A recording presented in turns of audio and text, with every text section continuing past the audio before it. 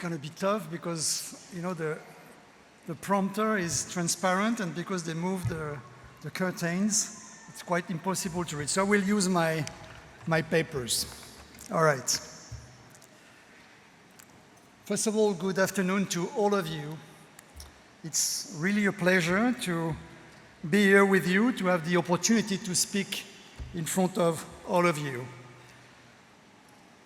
And if I understood well, and Eloïc mentioned it, you are 3,500 listening to me. That's quite impressive, I must say. And you know, when Eloïc told me a few days ago that you were going to be so many, I thought it was a mistake, because if I remember well, the old Blodo Amphitheater, which was over there, was only 450 seats at the time. But here you are, and I can tell you that such a large audience puts a certain pressure on the shoulders of the speaker. So now, more seriously, so when you have such an audience, such a large audience, what could it mean? What does it mean that you can be all together today? Well, for me, it's a reminder that success is never achieved alone, never. And this is why today I'm going to do something a little bit weird. I would like to turn the tables, which means that I would like to address first not the graduates, but instead I want to address those who accompany them today. And you are all in the back over there.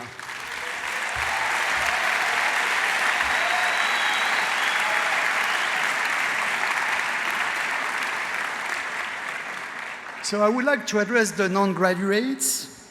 They are the vast majority of the audience.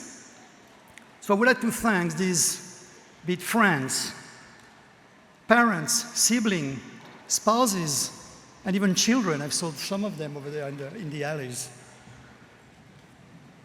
Of course, guys, you're not today the kings or the queens of the party, but you are the first I would like to congratulate.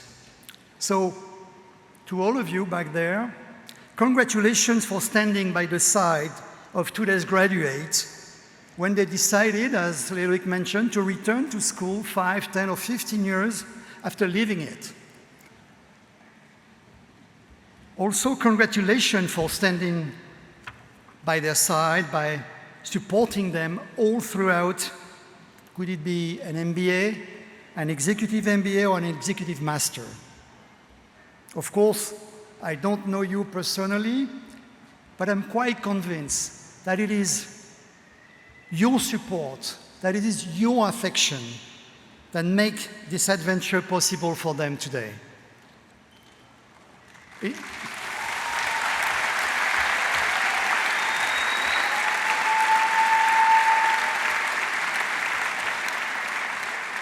In fact, you've been the indispensable allies of a true ambition.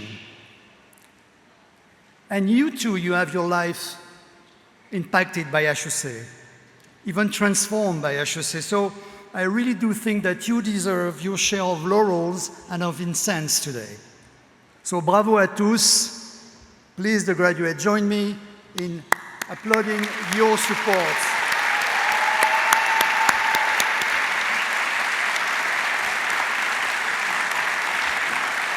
So you can stand up.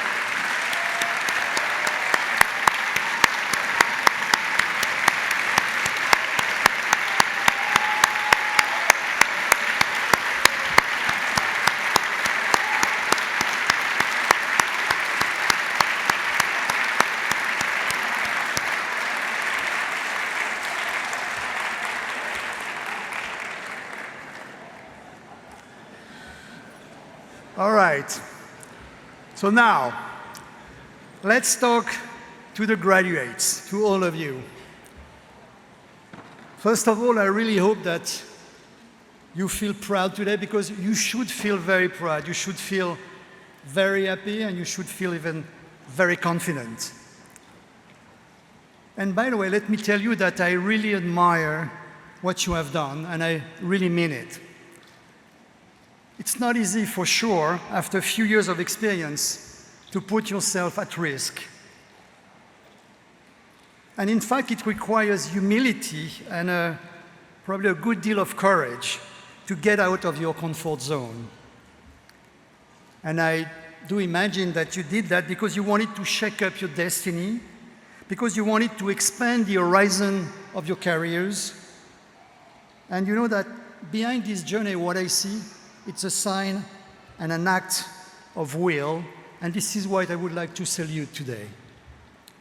Your hard work and your audacity has borne fruit, and here you are today, graduates of one of the most prestigious business schools in the world. So, bravo à tous.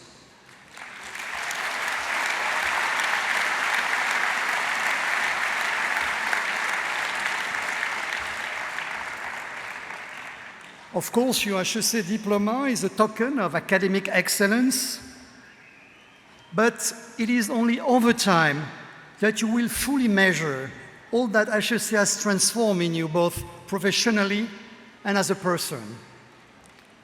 And it will be also over time that you will realize the strengths of the network and the value of the human connection that you have been forging on this campus. And I really hope that HEC will be for you what it has been for me since I was going to say a couple of years, when in fact 40 years. The foundation of lifelong friendships. And let me tell you, this is absolutely priceless. And yet, and here I would like first of all to ask the HEC management team to forgive me for what I'm going to say. Yet, you have to remember that what we are celebrating today at the end of the day is, well, in fact, just a piece of paper.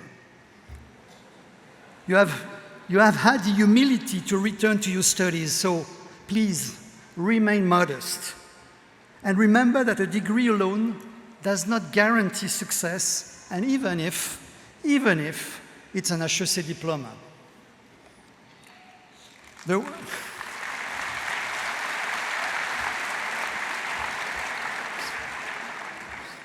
About diploma, the one that could do and could tell you much better than me about that, it's my father, because the only diploma I ever got was the certificat d'études, as we call it in France, the middle school certificate. So remember, no matter how long your resume is, nothing is ever certain. And this, in fact, what makes a professional life very exciting. Because you can chart your own course. Really, you can really chart your own course. And this is the big idea I would like you to remember from this speech today. Never take anything for granted. You can live more than one life. And for example, talking about my father, he started his career in the timber industry. And to be more precise, it was in a warehouse that was 400 kilometers away from Paris in the west side of France, in Brittany. And when I was here as a student at HEC, his company was still a regional mid-sized company. And until high school, I was living in Rennes, in Brittany. And for my first job, I was a manual worker in a wood sawmill in Honfleur, in Normandy. So you see, I took my first step as a professional, quite far away from the glossy magazine and the fashion world. Again, never take anything for granted. Success is short-lived. What is difficult is to last. What is difficult is to keep up with the times and always stay one step ahead. My early career has followed the successive transformation of my family group, from timber to specialized distribution, then to mass market retail operations. And in all of these sectors, it was always the conviction that we could change the rules of the game that drove us. Of course, no one expected us, but we were somehow ambitious, and we always decided to swim against the tide. And this is how my father bypassed the intermediaries in importing woods in the 70s. It is also the way I refocused the company called CFAO on its core African markets in the early 90s, or when I was pioneering e-commerce at Fnac in 96. Nothing is ever certain. Again, nothing is ever certain. Of course, the world is changing, and you all know that. But keep in mind that the world is changing less quickly than you think in the short term, but more radically than you can imagine in the long term. And this is why the business world smiles to the visionary. Every time that my family group changed its face, we had to discover a new industry. And you know what? Being a challenger makes you modest, keeps you modest, and first of all, attentive to the weak signals. And when I took over the reign of my family group, it was back 20 years ago, I've decided to transform it once again.